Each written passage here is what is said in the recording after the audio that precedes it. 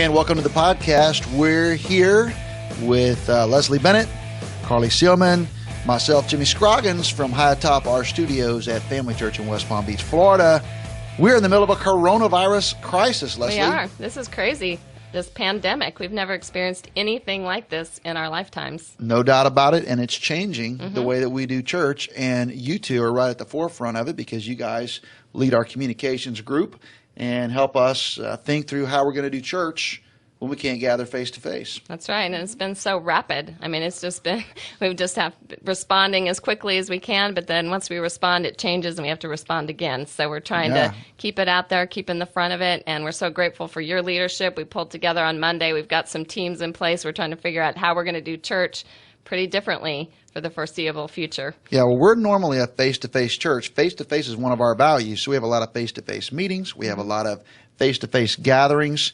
We usually only use online and video so that people who are not able to be there can kind of watch, almost like voyeuristically. They just peer in. We really don't even play to the camera, and we haven't worked hard to develop any kind of an online community or anything, but now I kind of regret that. Well, yeah, I don't know if I regret it, but I would say that I love our strategy of being a network of neighborhood churches. And just so our listeners understand, we have 13 different campuses from about 75 average attendance to 1,700. And so we're having to try to help everybody navigate this. And we do live streaming from our location here at Family Church downtown. And like you said, we haven't tried to develop an online campus. It's just something that we offer for people who might want to tune in because our value is on the neighborhood pastor in the neighborhood building, speaking the neighborhood language. And so that's what we're trying to accomplish. You have a very incarnational model, but now, out of necessity, we're going to shift to an online presence for all the communication, and not only just our communication in terms of our public-facing activities and events, but our internal communications and our internal meetings. That's right. So everything's the guidelines changing. Keep getting smaller and smaller. So that's what we wanted to talk about today is how do we look at this issue of social distancing. I don't know. Have you ever heard that term before this? No, I think it's a new term, but I think we're going to use it the rest of our lives. I guess so. Yeah, I've never heard it before either. So, social distancing. So what does that look like for churches? How should we respond to this? So what would you say, Jimmy? How would you advise pastors of any size church? Well, one of the things that I think is social distancing is the method that our government and our health officials have chosen to try to combat the virus. It's what they've tried to do worldwide, and we think that they've actually had some success in tamping down the spread of the virus in other places using social distancing. In other words, preventing face-to-face contact, keeping distance between people from 3 to 6 feet, avoiding face-to-face meetings as much as possible. So all of that are ways that we do social distancing. The problem is in church, my gosh, everything we do is face-to-face. I know. Yeah. So we did get together on Sunday. We thought we'd just have a small gathering of our staff so that we could do our online service. It was so hard not to hug each other, not to touch each other. Right. I'm getting better at it. I'm getting better and getting my elbow going. So. Right. Well, it's not easy. It's not easy. You know, in my mind, this social distancing is actually just being socially responsible. So as churches, you know, I have a friend named Kitten Winton who's a pastor at Idlewild Baptist Church, and he kind of gave us this outline, the reason that we're doing social distancing, precaution, protection, and perception. And I think that's an excellent outline and a way to think about why it's important for us to not only do social distancing at work or in terms of our public gatherings, but encouraging our church family actually not to gather. So different churches are doing different things. Every church, every pastor has to make their own decisions. But at Family Church, we've decided we're not encouraging anybody to gather at all. We're not encouraging house parties, small groups to gather, whether it's 10 people or less than 10 people. We just think the more we can teach people to stay away from one another, the better off that everybody is going to be. That's right. Absolutely. Yeah, I would agree with that. So we're thinking through that, and what are we encouraging then instead? If you can't get together in person, what should you do? Well, there's a lot of great tools out there, so we think you can get together virtually. So for meetings, we're using different tools that you guys are kind of on the forefront of training our team to use. We use an app called Teams, but there's also Google Hangouts, there's Zoom. there's a lot of tools that we can use for virtual meetings and get-togethers where you can actually see each other face-to-face. And for one-on-one or one-on-two, you can use, FaceTime or whatever. But there's a lot of opportunity to use technology at a very low cost or no cost to create face-to-face meetings. And we're doing the same thing with Facebook. Facebook has really turned out to be a great tool because they've allowed churches to use their streaming service for free. And so churches of any size and basically any budget can stream whatever content they want, from prayer time with the pastor to kids' Bible stories to sermons on Sundays. And we would encourage our listeners to take advantage of all of that. Even if you're not very good at that kind of technology, you can learn how to do it. In my mind, it would be better for most churches to do something instead of just do nothing. But that would be our encouragement, is for our listeners to take advantage of those things that are out there. Yeah, and that's what we're trying to do.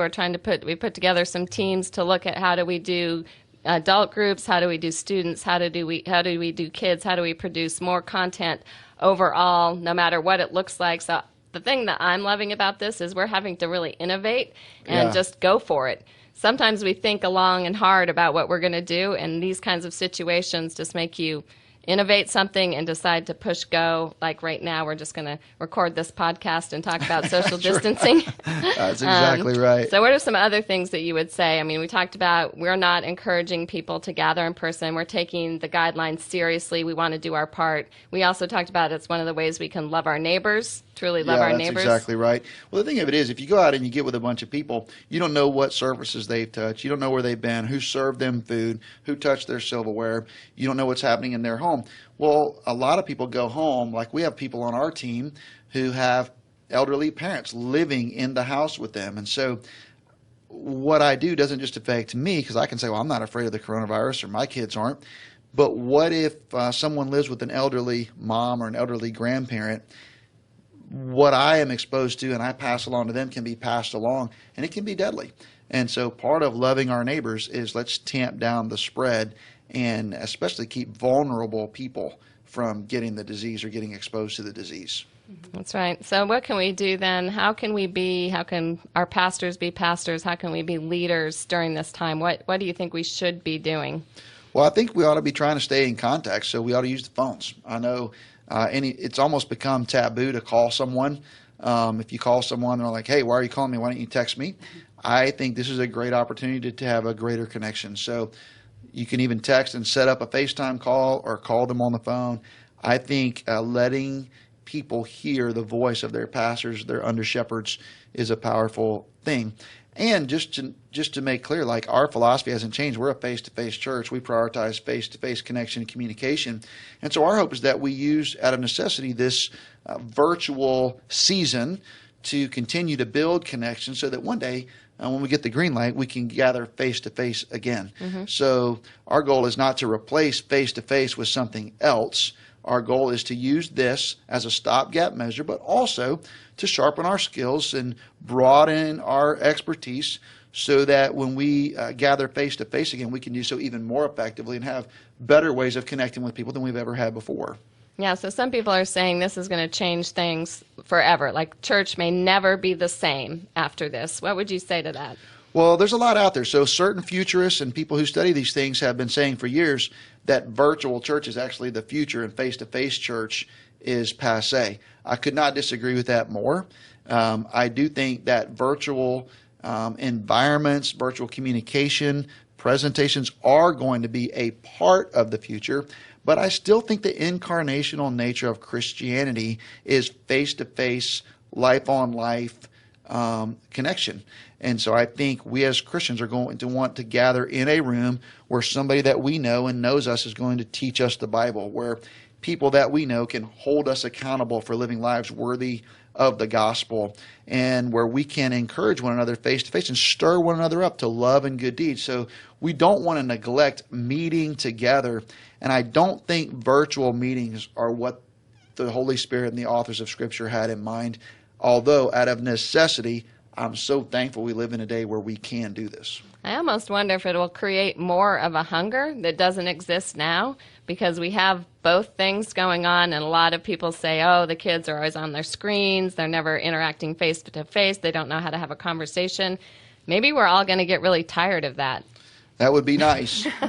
I think there is. I mean, I feel it already. I mean, when we had our little gathering of just a few people on Sunday to be in the room while we did our virtual church or online church or whatever we call it, boy, it felt great to be in there together, didn't it? It sure did. Even though I felt a little guilty because like maybe we shouldn't be doing this. But man, you can just sense that when the green light comes and people can gather again, I think it's going to be a really joy-filled occasion. Again, it was changing so fast. So when we made the announcement on Friday that we weren't going to gather in person, that we were going to be online, but let's just get our staff together, that seemed like a really good idea. Well, by Sunday morning, it didn't seem like such a good idea anymore. So how do you think we can keep responding in a rapid fashion? Like what should church teams be doing to try to be out front? Well, there's a couple things. One, I think we need to go to almost zero face-to-face meetings. Of course, people watching this are like, "And what are you doing right now?" There's only well, don't do as we do as we say. So I do think that we ought to try to eliminate face-to-face meetings as much as possible in terms of, but we still have to work. But in terms of gathering people from other places who aren't normally together, pulling them into rooms together, sharing surfaces that they're going to be touching and so forth, I just think we ought to go to zero on that. And I think that's what basically everybody's going to. So that's one thing. The other thing is, I think churches need to think about what this means on a longer term. I've just seen so many friends of mine saying, "Hey, we're going to go worship online for the next 2 weeks." I think it's going to be more like 12 weeks or 15 weeks. I think this is going to extend well into the summer, maybe until the start of school in the fall. And so I think churches need to be preparing themselves for that. And there's a lot of implications of what that means for how we do church. Yeah, what does that mean? So what have we said to our team today so far when they've asked us, what are we going to do? What have we told them? Well, we're going to have church, but we're going to do it Tuesday, March 17th. Yeah, that's right. Well, we've said we're going to do it. We're going to do it online. I mean, we're going to do everything online. We've talked about not spending any money because one of the big implications for a church like ours is if you're not meeting face to face, we have a good percentage of our giving that is done online or electronically, but there's also a healthy percentage of our giving that's done in person, and so that's going to go down. The economy is going to take a gigantic hit for a season. People are not going to be able to sell things. They're not going to be able to work. The whole hospitality industry is crushed down. So there's going to be whole segments of our church that are not in a position to give the way that they were. Plus the stock market's crashing. So even people who normally are wealthy people who give out of wealth are going to feel maybe a little bit more cautious because their wealth has significantly reduced as the stock market's gone down. Our hope is that this will be a V-shaped recovery, that the economy will come back quickly, that the stock market will come back quickly, and by the end of the year, we'll be in good position again. But I think it's going to be tough sledding, and churches that have a lot of debt are going to have a difficult time because I think this is going to get a lot worse financially before it gets better. But when it gets better, I think it'll get better quickly. And then other things we've said is like we aren't going to plan for an in-person Easter. No, that's exactly right. We're not going to plan for any kind of in-person gatherings for a while, and we're kind of looking at the summer. That's right. So we basically resigned ourselves. There's going to be no face-to-face Easter, no face-to-face Good Friday, Holy Week services. We don't think there's going to be anything like VBS, kids camp. We don't think there's going to be student camp this summer. We have no plans to go to the Southern Baptist Convention because we don't think it's going to happen. We just are basically ending all plans to travel, gather, retreats, any kind of conferences, canceled it all. We've ended hospitality spending. No one's taking anyone out to eat or anything. We've ended travel spending. We've taken up credit cards. We're getting super conservative so that we can make it through this crisis. And we are a conservative church. We have significant operating reserves, and yet, boy, if you look at this thing going through the summer, it's going to get tough. Yeah, and we might not do that, so let's be clear. We might be able to do all of those things again, but we're planning for the worst. That's correct. And we're hoping for the best. That's correct. Because we want to be able to to do this season as well as we can. Right, great way to say that. So, all right, well, any thoughts that you would offer a pastor of any size if they're going to get up or tonight as they're, going to bed, what should they be thinking about? Well, I don't want to be discouraging, but I will say, in my opinion, pastors ought to be leaders. Well, leaders have to define reality. The quicker the leader gets their mind around the actual situation, the quicker they can actually make a plan. And I would plan very conservatively. I would plan very pessimistically, because if you do that and things turn around faster, then good on you. But if you plan too optimistically and you don't plan conservatively enough, you could lead your church right off the cliff. And I do think churches are going to go out of business during this season because the leaders have failed to understand the times and figure out what's going on in time to do something about it. All right. All right. This has been Church for the Rest of Us on video. Carly and Leslie, thank you guys for joining us today. And we'll look forward to seeing you next time on Church for the Rest of Us.